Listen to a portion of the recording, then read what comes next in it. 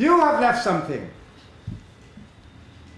We all had a wonderful day visiting with the good people at the Rupununi village of Sand Creek, and were ready to leave. The community is located over 300 miles south from the city of Georgetown on Guyana's low-lying coastlands. Sand Creek is poised at the base of the majestic Kanaku mountain range, which stretches over 100 miles, from Suriname to the east and Brazil to the west. It is the home of the endangered giant harpy eagle. It is also the home of the dreaded Canaima, a mysterious spirit which can bring much harm to a human, even death.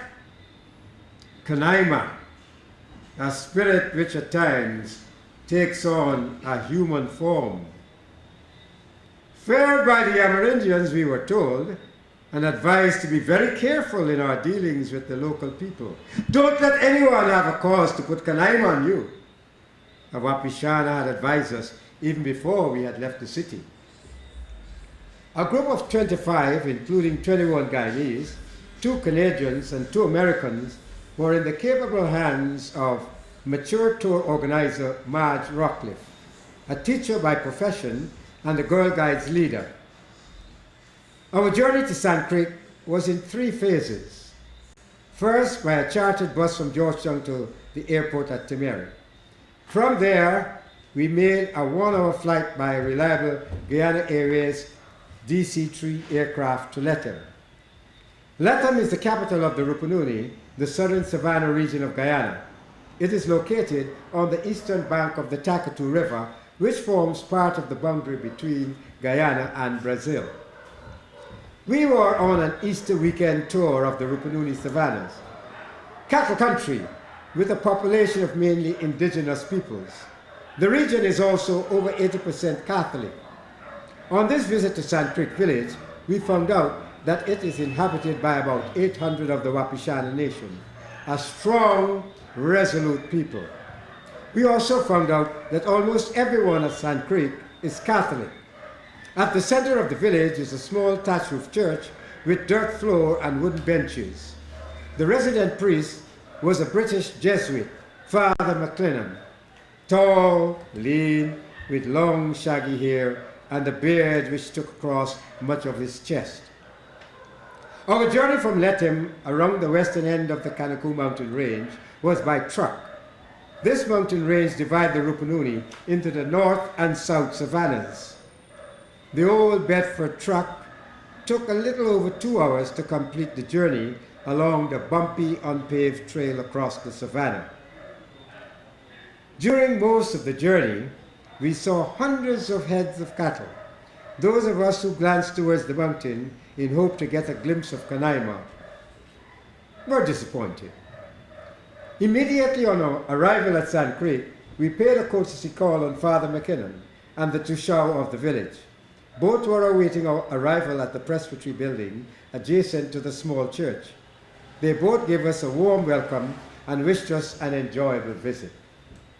During our 2-hour stay at Sand Creek, we were treated with the hospitality of which the people of the Rupununi are well known. We, in turn, supported their cottage industries by purchasing hundreds of dollars of art and craft, which included their well-made hammocks.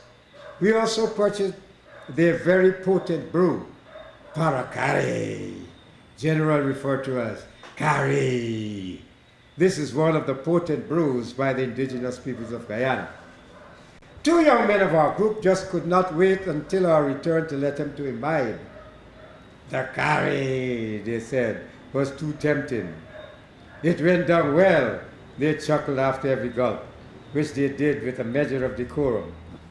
Fortunately, Parakari, though very potent, takes a while to give what usually is a knockout punch, and so our 2 imbibers were not the worse for their indiscretion.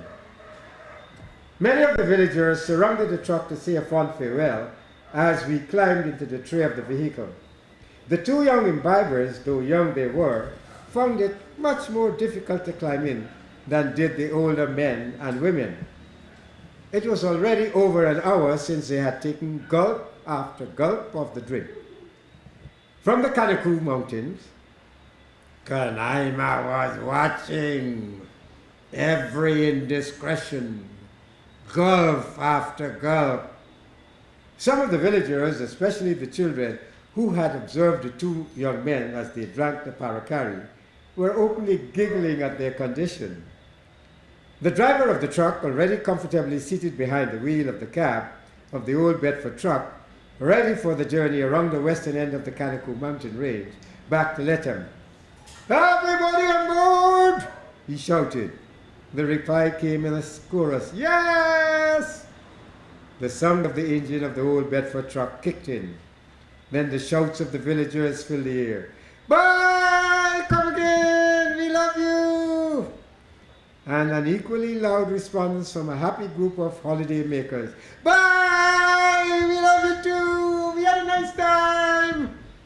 Then the somber voice of a male elder, as he raised his right hand. "Thanks for coming. Have a safe trip back to Lethem." Then making the sign of the cross with his outstretched arm. "And may the good Lord bless you in abundance." From the mountain, Kanaima looked on in anger.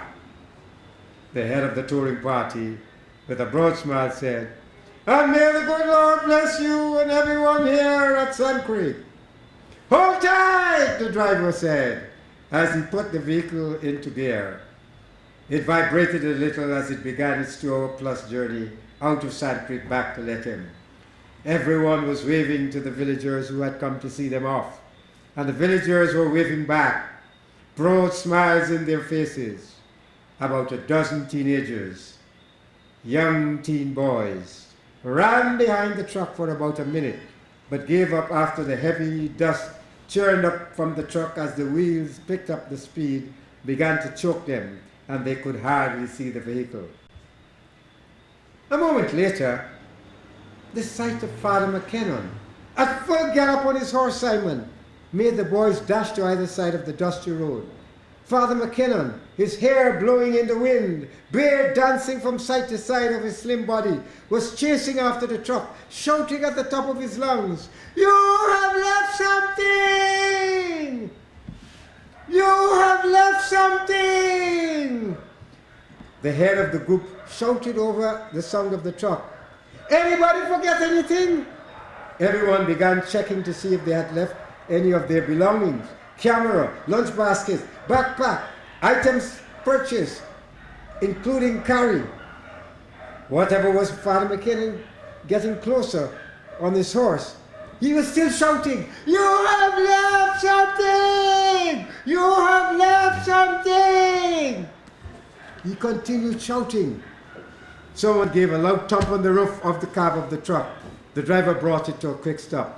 Father McKinnon, still at full gallop on his horse, continued his shouts, "You have left something! You have left something!" No one could find out anything missing.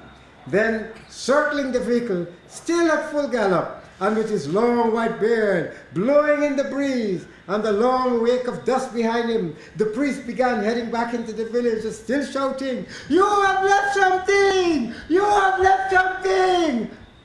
A good impression!"